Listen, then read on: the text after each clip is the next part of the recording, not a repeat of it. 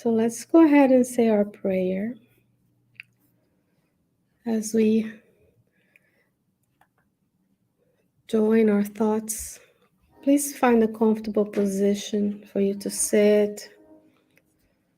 Close your eyes if you feel comfortable doing so, and repeat the words of the prayer in your mind.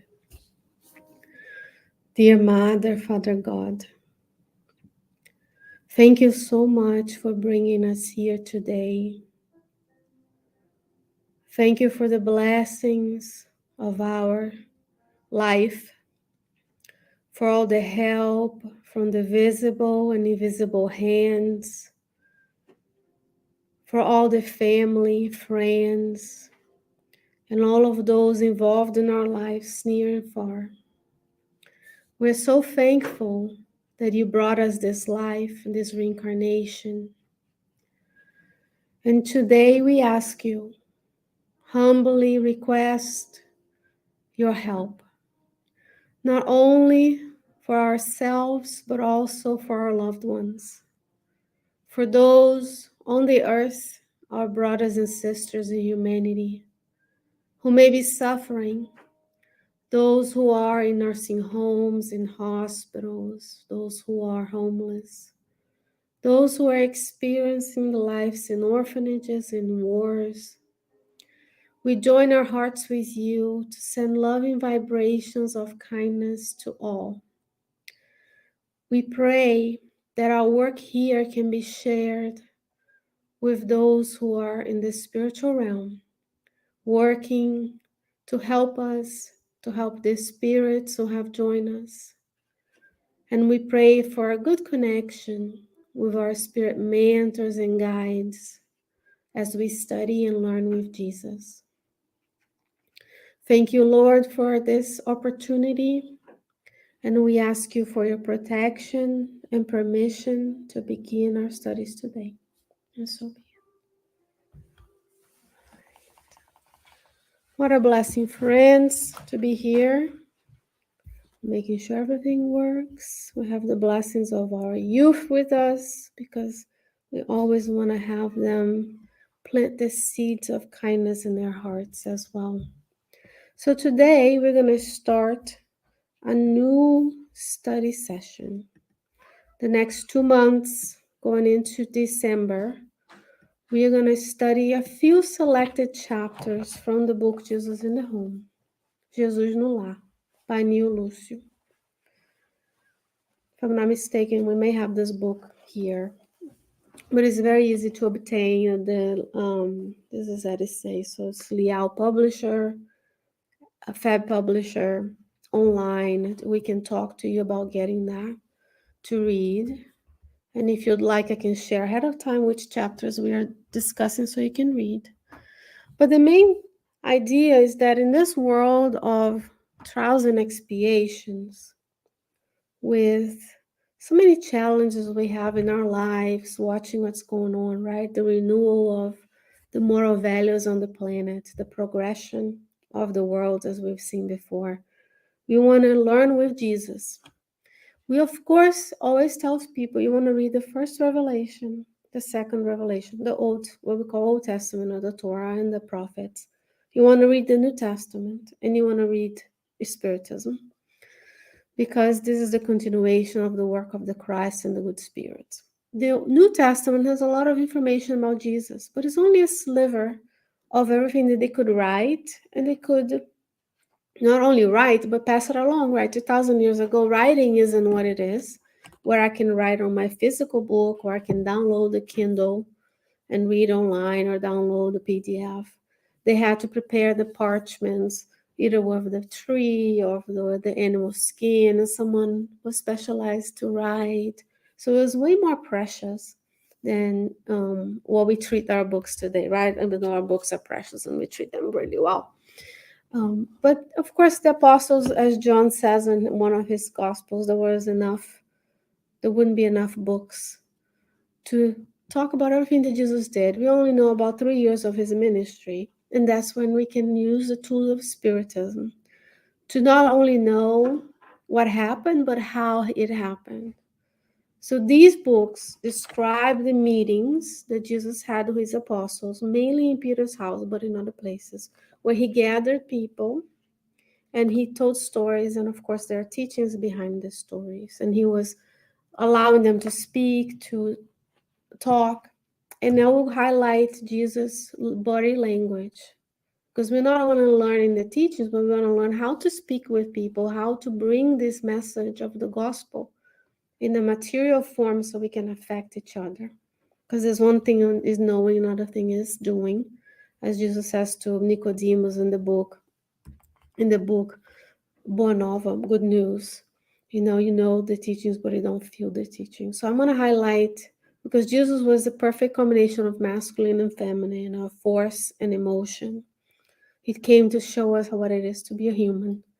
And then Neil Luce beautifully describes as a journalist what happens. And so we will learn with Jesus. And today is Light Banishes Darkness, is the chapter 15, titled The Wise Minister. And we want to just feel, how would I feel? And that's when other people bring teachings.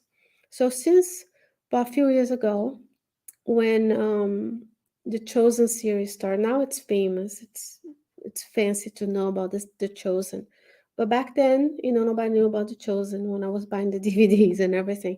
But if you watch the Chosen, and I can help you find the Chosen, they put Jesus as a Jewish man living 2,000 years ago, and they have the scholars that help recreate the environment. And based on the way they film, you feel being in there with Jesus. So I'll eventually bring some of those clips as well. And this is what, if they knew of Spiritism, they would be able to pick this book and create those sceneries. And as we Spiritists are still a little behind in creating movies and books and series and soap opera, especially in English, then the Spirits go and inspire other folks in other traditions to also bring the teachings of Jesus to the masses, because now everybody knows Jesus, and it's translated in many languages and apps, all free of charge as well.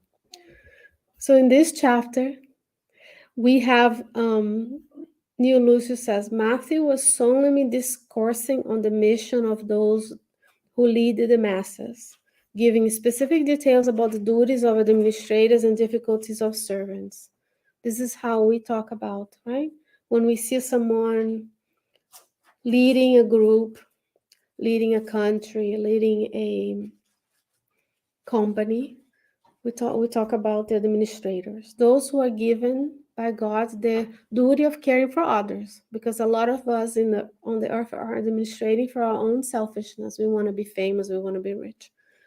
But the duties of administrators, it also goes in the book For in Life, the manual brings to us. You are responsible for so many lives. So when we see people choosing to take money and put here for this program and not that program, this is affecting real lives. It's not just the facade of power, but when you're leading your family, you're a leader, you're an administrator, you're choosing how your family is going to go, which resources your kids are going to have, which neighborhood you're going to live, is the same thing. And the difficulties of servants, remember, this is 2,000 years ago. There were a structure of masters and servants. So we have to put things in context. And then Matthew is the tax collector, as you see in the Gospel of Matthew. Then Jesus is watching. He says, the conversation progressed throughout the course of the evening. He's allowing people to talk. When Jesus, seeing that the disciples were waiting for a kind word from him, he smiled and said, he could have just said, but he smiled first. We want to bring this infusion in the book, calmness. Emmanuel tells us that our voice is our sound portrait. So when you're talking to someone, you can be angry, you can make faces, or you can be aggressive, or you can be kind and disarm people. Notice that he allowed them to talk amongst themselves. He wasn't like, hey, I'm Jesus, listen to me, it's about me. It was about he was watching what each person needed. And that's what good servant leaders, as now we have in psychology, servant leadership. It's not just the person at the top that everybody follows, but we follow them. Why do we follow Chico? Why do we follow devout? Because they have the moral values and they apply the teachings in their daily lives. It's not just someone shows up here, I'm so and so, follow me. No, we watch what they do and we mirror what they do. Everything that you see on these presentations that is italic will be Jesus' words. So it's all in quotations because these are not I didn't create this. It's the work of um, Neo Lucio. So Jesus says, there was once a kingdom in whose inner circles there was a large party of adversaries of the governing king. Anywhere in the world you have leaders, there's people who are adversaries or are opposing, right? We have parties, and one party is in charge. We are against that party. We're in favor of that party. It's all about kingdoms. There's still kingdoms on the earth, but just translate it to our current. He says, little by little, the spirit of rebellion grew in certain rebellious families. Spirits who are here, maybe don't want to be on the earth, maybe don't want to participate in the progress, and we become rebellious. We fight against every rule. Within a few weeks, the entire province in despair rose against the king, impeding his actions. So this is us looking for our own, instead of thinking about the law of society that dictates we need to live together. When we go against everything, we're rebellious because we were put on the earth, which is hard to think of ourselves as rebellious, but think about the many lives we've had. We reincarnated on the earth. We didn't reincarnate in Andromeda, somewhere there. We didn't incarnate in Jupiter. So that means I'm still part of the vibrational components of the earth. Go to the book, the Spirit's book, question 100, the types of spirits. The essay of skins 100 to 112 talks about the different levels of spirits. Within us, we still have a little darkness and hopefully a lot of light. So what does the king does? The king will send people who will be coming to help, right? Because an administrator can't do everything by themselves. So when we go to St. Francis, I'm sort of an administrator. I'm like watching who is there, which we're all doing this. But I might say, can you help that person? Or Teresine can help that person. And that person needs help standing, that help, there are different people who have different skills. And as an administrator, I can help see what's going on. So naturally concerned, the king called an accomplished judge. So he said, okay, I'm going to send a judge like we do. Kingdoms have a judges. What do the judges do? They judge. The judges do laws. They make sure people are following. They dispense, sentences based on infractions of the laws. But what did the judge do? He took the position of the prime minister of the country in hopes of stifling the discord. So the king said, okay, there's some trouble in this place. I'm going to send you. You're a judge. You know the laws, the rules. We'll figure it out. Well, then the judge began writing a huge number of laws and written documents, which unfortunately did not bring about the least bit of change. Because a lot of the times, let's see what my book is. We already know what's in here. Third part of the Spirit's book, the Divine Laws. Son of Conscience. It's already here. Do you want do you want something for Dawn? No, she's good. Okay, thank you. Then we have the laws already inscribed in our conscience, but then we need to be reminded of them. So when we have an infraction, then we have a consequence. The same way when we eat too much, our stomach hurts. It's our body telling us this is your limit. We already know the laws. So the judge was like, okay, what these people need is know what is going on. But then that didn't help. Nothing happened. So he sent a teacher. He chose from his people and said, you are knowledgeable. So I'm going to send you as a teacher. So André Luis, Neo Lucio says, disillusioned. Of course he was disillusioned because the ruler was expecting the judge to be successful. When you appoint someone to do something, you expect that person to be successful, or you hope. You also want to make sure they have the talents and skills There's a delegation, right? You want to make sure they can do the job, that they have the tools, so on and so forth. So he replaced the judge with a teacher. And the teacher, after being entrusted with this prestigious position, right, he was ruling a province, wasted time making vehement and impressive speeches that did nothing to change the reigning unrest. So the first person, okay, let's do a family rules. This is our family rules. So if you sense some discord and you sit with your spouse and say, what are we about? What are our values? And you write it down. But then there's a point where you have to be like, how do we put those values into daily life? And then he sent the teacher. So sometimes we are teaching people, oh, we should do this, we should do that, should do that. Beautiful speeches. How many of us have been to beautiful speeches and you don't remember anything the person said? It was very beautiful, very inspiring. Of course, you remember because everything that you do is inscribed in your spiritual body. So you may not remember this time, but it's there. What you ate 2 weeks ago is still inscribed in your memory. You may not remember it. But he was just telling people were rebellious, they didn't want to be in the kingdom. So he found a solution. He didn't use human-centered, what we call this day human-centered design, which is going to come with in the past. So the teacher didn't work out. So that's one thing we do in our lives. We first look for rules, we speech, and then it didn't work out, try something else. So then he sent the priest.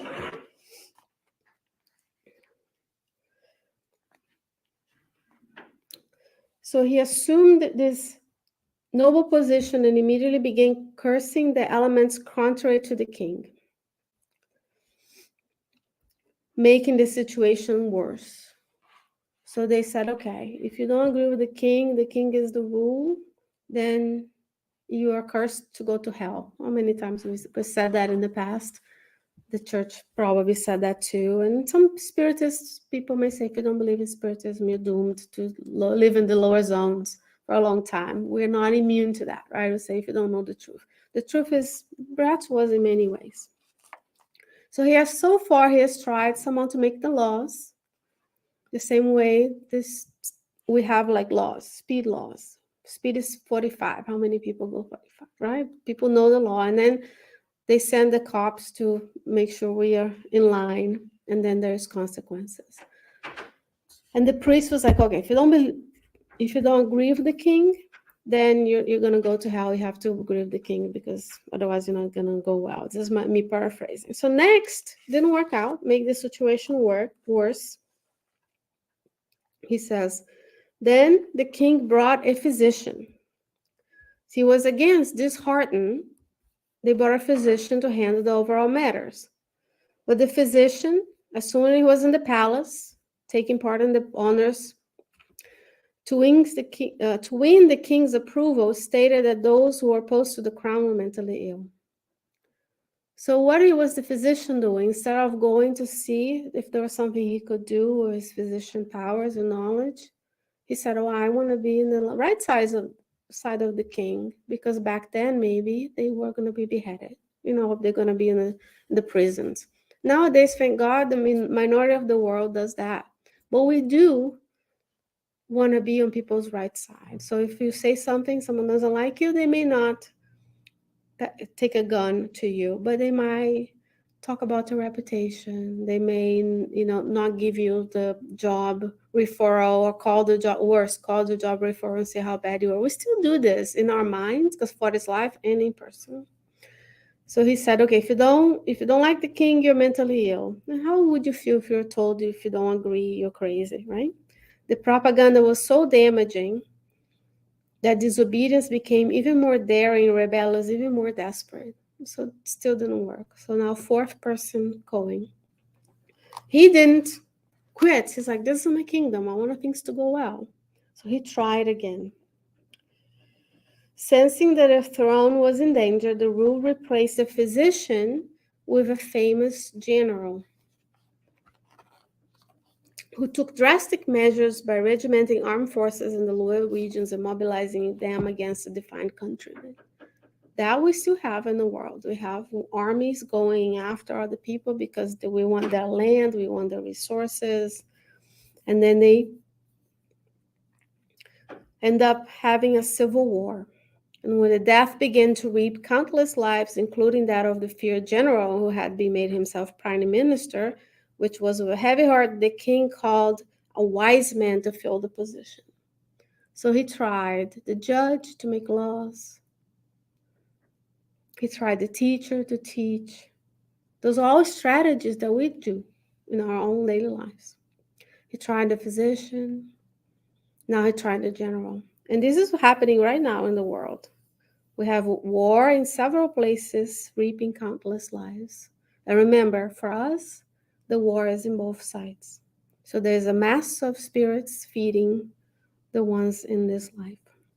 So he's like, okay, I tried these. These are the resources that I have. So I'm going to go and try a wise person, a person who is experienced, like a sage type. So what do we think the wise man did? Or could we think it differently? If I were in the king's, because we want to bring this to our daily lives. If I was administering something in my own life, in my own company, if I was in the White House now, what kind of council of people want to have next to me that I can deploy in different? Isn't that what they do?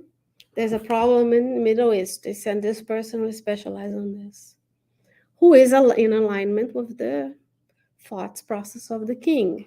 The kings are words, back then that used because the Jewish people were under the rulers, right, of the Roman Empire at the time, with history of being under the rulers of many people. It was a mix. So the wise man took a different approach. The other one said, I'm going to come in. This is what I have to offer. These are the things I'm going to do. So the wise man went one step above, or maybe should one step before. He arrived at the palace, did some thinking for some time. How many problems we would save if we stopped to think a little bit before we did. And he wrote no laws, no new laws, no speeches, not censoring anybody. He wasted no time on scorn to talk about the people who didn't like the king, nor did he incite any notions of revenge. So he said, I have this knowledge, I'm wise, I've learned, but he thought and he went and did. He said he went personally to the region to determine what they might need. Nowadays, we call that human-centered design. When you go, you present them with a problem, you ask the stakeholders, what are they trying to accomplish? How are they doing the work? What works? What doesn't work? What do we have? And then we come together with a plan. And that's what he needed. He went to the region. None of the other ones were mentioned that they went there. They were appointed the high person of the province. And that's the difference between when we pitch ideas to other people's lives and go, oh, if I was there, I would do this. We have to actually go. How do we know what the people of St. Francis assisted living need? We ask them. We ask the volunteer coordinator, what activities do you need? Oh, we just want someone to drive the bus, or we want to have an hour or two where you come and do activities. We cannot just walk in with a bunch of stuff and they're going to accept it because they're polite, but they're going to be like, this is not what we need. So when we see someone that is in need in our community, or a homeless person, and we want to do something, we run into, let's give you food, let's give you water, but we can go to them and say, what do you need? How did you get here? And that's what the person did. That's why he was called the wise man. And how many times in our lives we first ask, even take time to think before we do things. Not talking about emergencies and stuff like that, we have to act. So he saw that the problem was people didn't have homes, didn't have jobs, education. So he built the houses, he created the workshops, he opened the roadways and constructed schools, encouraging work and education, fighting bravely with understanding and fraternity against illness and ignorance. Very different approach. So Jesus, remember, let's go back to the beginning. Matthew was solemnly discoursing on the mission of those who lead the popular masses, giving specific details about duties of administrators and difficulties of servants. So they were talking about people who came. This is a tax collector who worked for the government, right? Wasn't very despised. by the people of his own, the same way we don't like the IRS agents. This is not like we can't throw a stone at Matthew. Nobody likes taxes, but we all like roads, we all like education, we like the military. So those are things that as a collective we need to live in a world. So Jesus told them a story that allowed them to see themselves in the story. They were servants of a king, of an administrator of Rome that wasn't of their own kind. And they felt oppressed, right? Because they were being taken things from them. And Jesus showed this approach, try this, didn't work, try that, didn't work, try that, didn't work. And now he beautifully teaches us why things weren't working. Because we didn't go to the region and found where people were in need. And that reminds me of Jesus' life itself, himself, because what did he do? Why was he crucified? Because he went against what the high priests were doing. There were two main sects who were sitting in the synagogue fighting over amongst themselves, who knew more, while around them there was all this misery and disease, as 2000 years ago we didn't have the systems we have to keep people healthy, right? You cut your finger, you're probably going to die of an infection. Imagine a tooth ache. All you could do was take the tooth out. No anesthesia, maybe some sort of anesthesia for the rich, right? So life was different. But instead of staying at the synagogue and being, I am the king, I am the Son of God, listen to me and talk, what did he do? Every day, all of the gospels show that he was with them, healing, he was fishing with them, he was at Peter's house. He wasn't he was at the top of the mount, the Sermon on the Mount was on the mount. But daily, people knew Jesus as the guy, they came to him and he did. There's no times, oh, I'm going to rest, I'm take a vacation, go to a cruise. He did rest. He meditated. He talked with God. And that's the wise man in him. So he was saying, when we are talking about administrators, we have to understand they have a lot of responsibility because every decision you make affects millions of lives. So the people who are granted the opportunity to be an administrator, talk about the mayor, the council people who decide for the counties, the teachers, the school administrators. They are strong enough to have that responsibility. Because imagine if you make something go wrong or you hurt someone, you're hurting a lot of people. So it's a blessed administration. And this is what we see. Let's go to No Solar, because everybody loves No Solar. But it's only a colony at the top of the lower zones. Who administrates colonies? People who have moral strength to be administrating colonies. Not just someone who has a degree from Harvard goes there. Oh, I know. No, they have moral authority. That's why everybody follows them. That's why everybody loves them. And they use this, In our solar, there's no homelessness. There's nobody sitting around. Nobody gets a bill after they come back from the chambers like André Luiz. So these wise men went and did. Why were the people, the king could have asked himself, why are the people angry? What are we angry when we talk about the government? Because we think they're not providing for our needs, and that's exactly still the same. So he went and fought with understanding and fraternity against ironies and ignorance. And that's why we have our activities. That's why you have your activities, right? Because stagnant water grows virus and bacteria. So this is Jesus' story to the disciples. So the question is, who are we going to be throughout the week?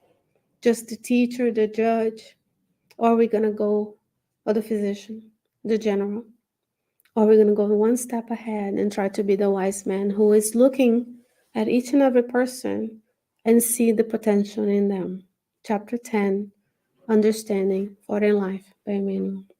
So when I look at a spirit who is young, beautifully coloring there, I see the potential superior spirit that's just going to be under the guidance of the blessed motherhood that God granted. It's alone, right? So when you see a 1-year-old, It's a ancient, probably ancient spirit that is just here with the plasticity of their bodies and brains to learn new things. And we want to teach them to be the wise men, not the other kinds where we're just there going, doing aggressively. We're like, can we look at our needs and our family and care for one another and the needs of the family? So now Neo Lucio goes from Jesus' speech to describing what was happening with the crowd, if you will. So you're watching from, imagine yourself watching from the top, or you can imagine being there and it's Jesus smiling. So he says, Matthew gazed at the Lord in awe, delighted with his ideas of saving kindness. Answering his gaze with a beaming smile, Jesus added in conclusion. So Jesus, before he was smiling, now he's has a beaming smile. And that's what I want you to envision yourself there, because Jesus is here for each and every one of us. The 8 billion incarnate, the many more discarnate, accepting each and every one of us in this earth, in this reincarnation, as we see in the book On the Way to the Light. So he concludes the session by saying, hatred can kindle many fires of discord in the world, but no system of salvation will really be worth anything unless it fairly benefits minds that evil or rebellions have thrown out of balance. For the good to reign, there must be a positive reality in the field of evil, so that living in pure light may arise to banish the darkness. Because the other 4 servants of the Lord, they were still servants of the king, did the best they could with the resources they have, but they didn't have the wisdom to go after and say, okay, you don't have a house. No wonder why you are distraught. You don't have school, you don't have education. And then he created an opportunity for the potential of each and every soul to flourish. Because we all are potential divine beings. It's in the book, Living Spring, chapter 3. You have the gene of divinity inside of you. So you will be a superior spirit one day. It's up to us to work together so that we can go faster and faster towards that. And that's why it's titled The Wise Minister. So what kind of minister we will be? Hopefully a mix of everything. Hopefully we'll be helping people with boundaries. Because in order to live in an organized society, we need laws. One day will come that we don't need the laws because we will know we can't destroy, we can't murder, we can't, One day we won't need it. And one day we won't need the enforcers too, because nobody breaks the divine laws. There won't be no police to come out or judges. One day we will be able to speak beautifully about the teachings because we've lived them. So knowledge goes as well with wisdom. So it's moral development, intellectual development. So that today, 2,000 years ago, we can be talking about Jesus and feel his loving presence in our lives. So that we know when we are in distress, he can come and help us. And he can come in person or he can send the messengers. The book Workers of Life Eternal, we learned from Under Luis that he comes regularly to the lower zones to help the spirits who are there suffering. Of course, there's preparation for a superior spirit to be in the lower zones. And the spirit who is he's trying to move so far in his own evolution that he almost misses the commotion of the archangels coming down and preparing for Jesus to come. And sometimes we're like that. We're working so hard in our daily lives to grow that we forget to look to the sides and see, can I grow with that person by providing them with a service? And I'm not just talking about food and shelter, but just looking around for the needs of others as well.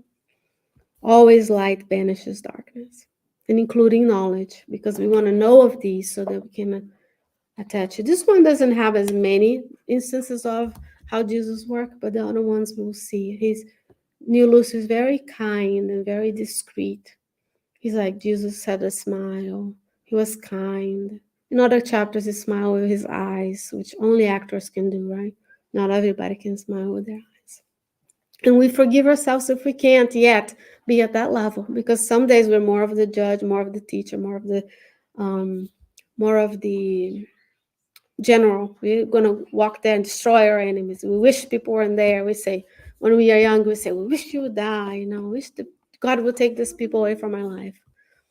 And then we return to mindfulness and we understand we have so much to offer. Everybody doing good? Any questions? Any comments before we go to our passes? Feeling good? All right, so this is what we're gonna do. We are going to end the recording. So we're going to put this later. For those who have joined us online, we welcome everybody to join us at 11 every Sunday. But if you'd like to participate on passes and prayer, then we have to come to the Spiritist.